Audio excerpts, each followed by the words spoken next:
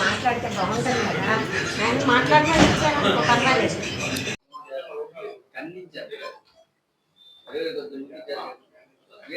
రావడానికి కారణం ముఖ్యంగా 3-4 అంశాలు మీ ముందు ప్రస్తావించేదానికి రావడం జరుగుతా ఉంది. మొదటిది దేశ పరిస్థితులు, రెండవది రాష్ట్రంలో 2 కుటుంబాల పరిపాలన, మూడవది కాపులు కాంగ్రెస్ పార్టీ, చివరిలో డిఎస్సి.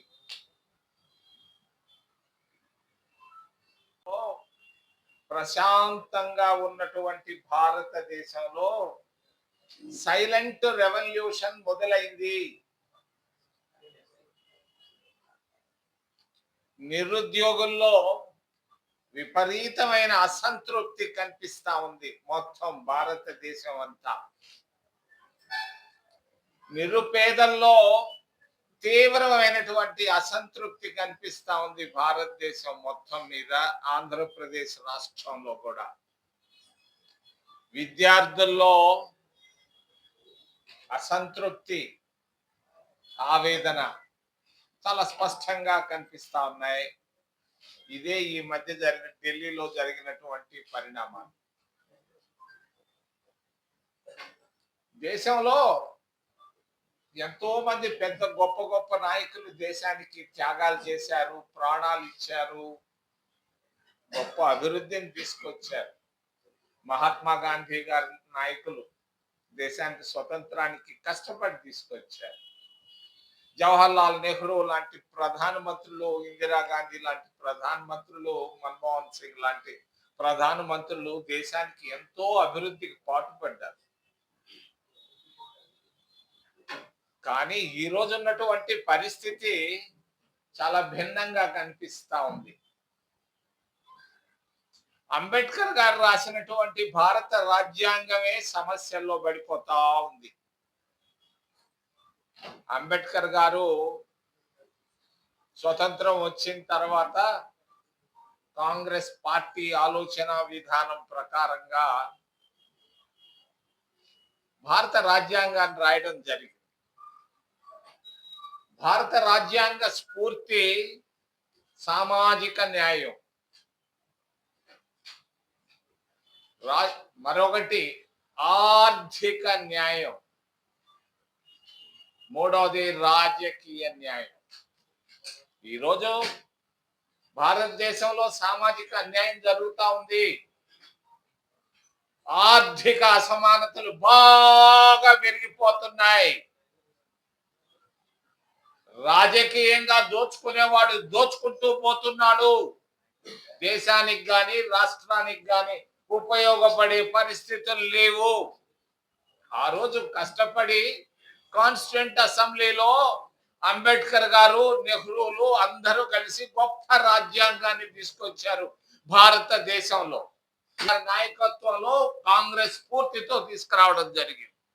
ఈ రోజు భారత రాజ్యాంగాన్ని పూర్తిగా మార్చేదానికి ఇద్దరు కుట్రబంతున్నారు. చదువు సంఖ్య లేనటువంటి వాళ్ళిద్దరు నరేంద్ర మోడీ, అమిత్ షాలు.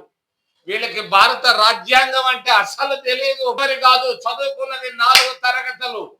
ఎప్పుడు ఆయన భారత రాజ్యాంగాన్ని చదవలేడు. ఆయన ప్రక్కనే ఇంకొక వ్యక్తి అమిత్ షా, అతనికి రాజ్యాంగం అంటే ఏమీ తెలియదు. ఈ రోజు ఢిల్లీలో జరుగుతున్నటువంటి పరిణామాలు కాదు, విష పరిణామాలు. ఎంపీలను కొనుక్కుంటున్నారు రాజ్యాంగ సవరణ చేసేదానికి. ఇది ఆ ప్రజాస్వామ్య దేశం, గొప్ప ప్రజాస్వామ్య దేశం. ప్రపంచాల్లో అన్ని దేశాల నాయకులందరూ పొగుడుతున్నారు భారతదేశాన్ని, భారత రాజ్యాంగాన్ని. అటువంటి రాజ్యాంగ స్ఫూర్తికి తూట్లు పొడిసే విధంగా బెంగాల్లో ఎంపీలను కొన్నారు 50 కోట్లు పెట్టి. మరి కలకత్తాలో కొన్నారు 50 కోట్లు పెట్టి ఒక్కొక్క ఎంపీని కొని రాజ్యాంగ సవరణ చేయాలన్నా ఓ నరేంద్ర మోడీ ఓ భారతీయ జనతా పార్టీ అని నేను అడుగుతున్నాను. ఇదిలో పుట్టినటువంటి దేశం, గొప్ప సంస్కృతి ఉన్నటువంటి భారతదేశంలో ఎంపీలను కొనుగోలు చేసి భారత రాజ్యాంగ సవరణ చేయడం మరి మరి చాలా గర్హనీయం. నేను ఖండిస్తున్నాను భారతీయ జనతా పార్టీని, ప్రధానమంత్రిని. ఆయన వైఖరి సరిగ్గా లేదు. రాజ్యాంగాన్ని చదవలేని వాడు ఎందుకయ్యా భారతదేశానికి ప్రధానమంత్రి? నేను అడుగుతున్నా. భారతదేశంలో ఈరోజు విపరీతమైన అసంతృప్తి ఉంది. సామాజిక అన్యాయం జరుగుతా ఉంది, ఆర్థిక అన్యాయాలు జరుగుతున్నాయి. ఇది కార్పొరేట్ల దేశంగా మారిపోతా ఉంది కానీ ప్రజలు భారతదేశం, ఆంధ్రప్రదేశ్ రాష్ట్రానికి అంకిత భావంతో జరగటం లేదు. మరి మొన్న మరి రెండో విషయం, 2 కుటుంబాలు 19 సంవత్సరాలు రేపో మాపో పూర్తి చేయబోతున్నాడు మా మిత్రుడు చంద్రబాబు నాయుడు గారు ముఖ్యమంత్రిగా. 11 సంవత్సరాలు పూర్తి చేసింది వైఎస్ రాజశేఖర్ రెడ్డి గారు. 11 30 సంవత్సరాలు ఈ 2 కుటుంబాలే పరిపాలించాయి ఆంధ్రప్రదేశ్ రాష్ట్రాన్ని. ఈ 2 కుటుంబాలు రాయలసీమలో నుంచి వచ్చాయి. 70 సంవత్సరాల ఆంధ్రప్రదేశ్ లో మరి ఏమి సాధించాయి 2 కుటుంబాలు? ఏమి అభివృద్ధిని సాధించాయి నేను అడుగుతున్నాను ముఖసూటిగా. మీరు సంపన్నులయ్యారు. నిరుపేద కుటుంబంలో పుట్టినటువంటి వైఎస్ కుటుంబం, మరి చంద్రబాబు కుటుంబాలు సుసంపన్నమైన కుటుంబాలైన బిలియనీర్లు అయ్యారు. మీరు బాగుపడ్డారే కానీ ఆంధ్రప్రదేశ్ రాష్ట్రం బాగుపడ్డట్టుగా నాకు ఎక్కడా కనపడటం లేదు 23-30 జిల్లాల్లో. ఇదే మీరు చేస్తుండేది. మళ్ళా రకరకాలుగా అబ్బో ఉద్యమాలంట. దేనికయ్యా ఉద్యమం?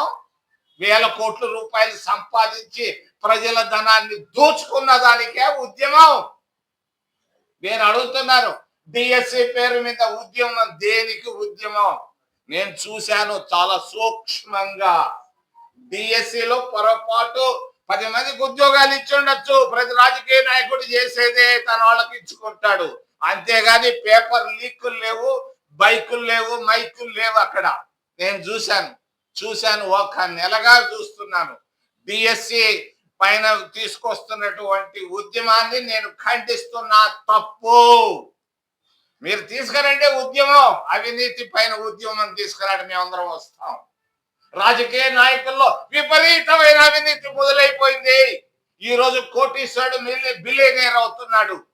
దేశం పాడైపోతా ఉంది భారతీయ జనతా పార్టీ కూటమి ప్రభుత్వాల్లో అని తెలియజేస్తూ చివరిలో కాపులు ముద్రగడ పద్మనాభం ఇంటికి వెళ్ళాను. కుటుంబానికి ఏమీ చేయలేదు మంత్రిగా. అప్పుల్లో ఉన్నారు పాపం. బిడ్డలు సెటిల్ కాలేదు. భార్య కన్నీటితో నేను చూడలేకపోయాను.